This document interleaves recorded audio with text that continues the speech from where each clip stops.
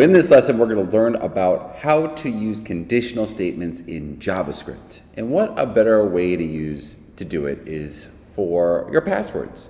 You enter passwords all the time, and then you have to check.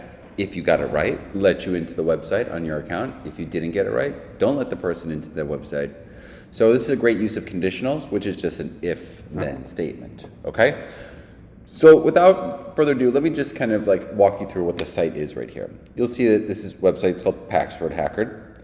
We've filled in the username, and I just want to say I've disabled this input because this is what it is, Mr. Siegel 123, and we want to hack their password. All right, so we're going to try different passwords. If they get it right, we want to indicate that they got it right. We'll have like a little text appear here in the result box, and if they get it wrong, we'll tell them that they got it wrong. Okay.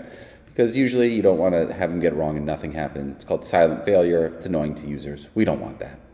So without further ado, let's get into the coding part of today. So what I want to happen, I'll just walk you through it, is I want to press the login button. When I press the login button, I want to check to see if the input value is the correct password or not. If it is, then I'm going to say, check, you're good. If it's not, I'll say, nope, you're not, somewhere on the screen. So we know these steps. The first thing I have to do is I have an input, which is like I'm going to be clicking, right? So I'm going to say let button equal document.query selector, and then as always I'm going to put hashtag and look for the ID of that button, and it looks like the button here is called login submit. Okay, great. Let's go back to JavaScript, and here we go. Okay, now for the button to be clickable, I have to add my event listener. So I'm going to say button.add event listener. We're listening for a click, and we're going to run a function called check password. Okay,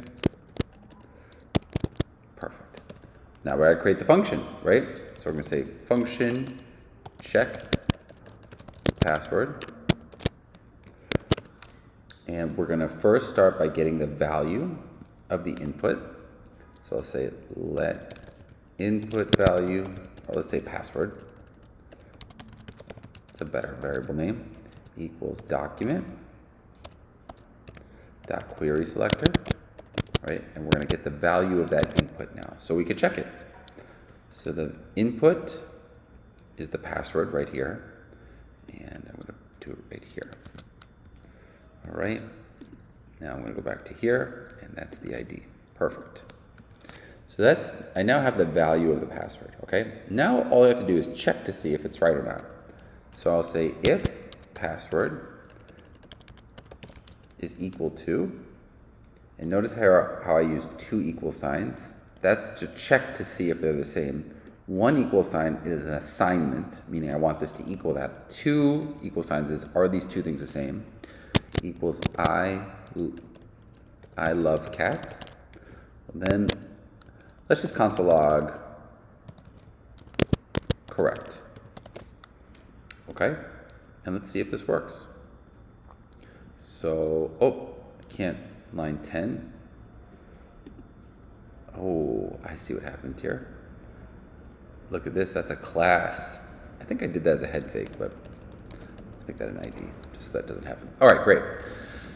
So here we go. Let's try the password. I'm going to try the password. I love cats. I know you can't see it, but here, let's just change this to text so you can see it. Okay. I love cats. And if I press login, oh no, it didn't work. All right, let's go back to JavaScript. Okay. Oh, it's because I didn't get the value of it. I knew that was going to happen. Now, a good thing to do is always just console log and go back. Like, I could have console logged if I didn't catch it. I would have console logged password, right? And I would have seen that when I click this button, what's getting console logged is the actual HTML element, not the value. So I want to get the value out of there. So let's try this now. Take out this console log because I feel good about this. I love cats. And it says correct. Now you see here, this is the conditional statement. That's all it takes. If password is equal to correct, I love cats, that's right, we're going to console log correct. Now, let's say I put the wrong thing in this. I hate cats. When I press login, nothing happens. See how there's just nothing? So generally when you're creating an if statement, you want to have an else Like, what happens if that's wrong? And I could say console.log wrong.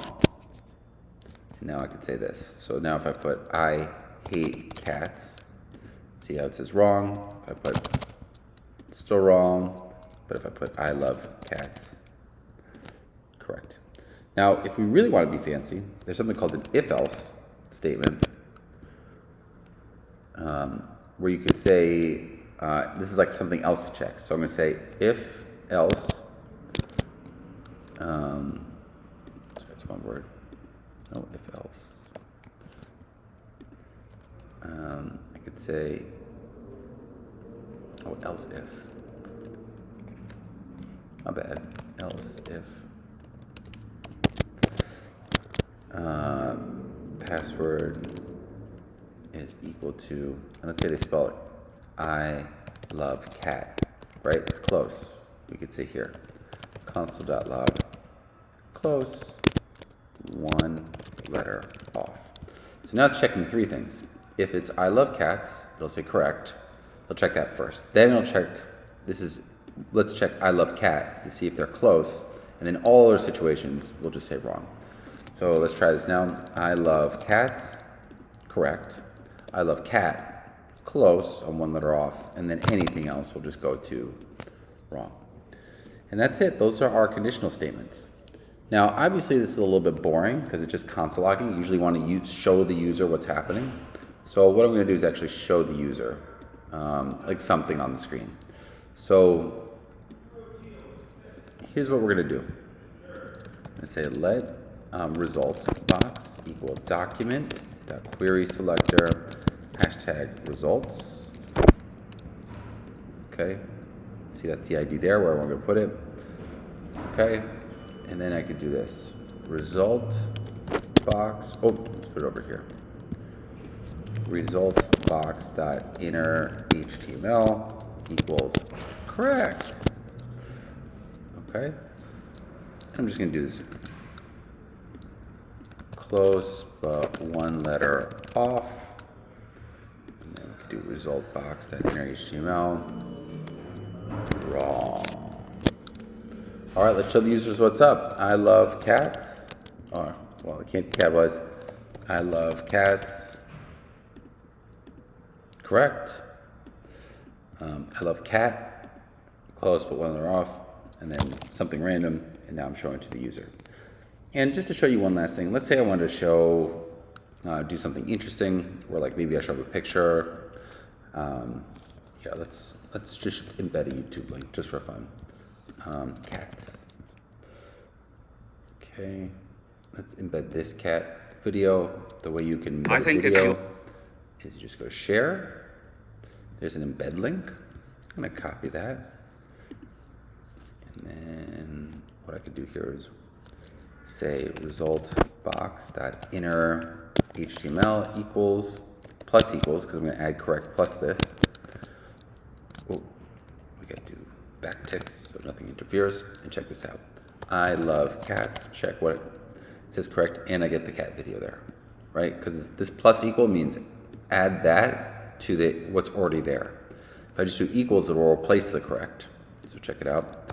I love cats.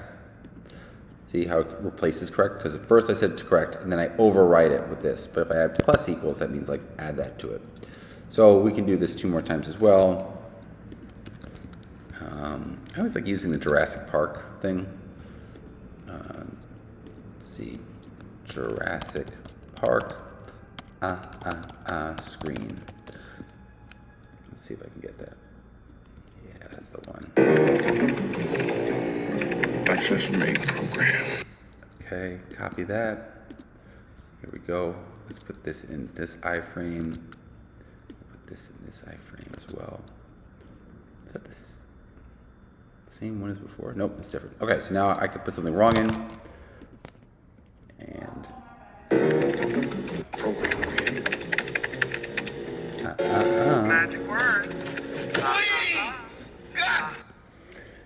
Okay, well, that's it for this video. Now we've learned about how to do conditionals. Remember, there's an if statement, else if, check something else, and else for all other situations. And then we just change the inner HTML. We put our output into those. All right, that's all.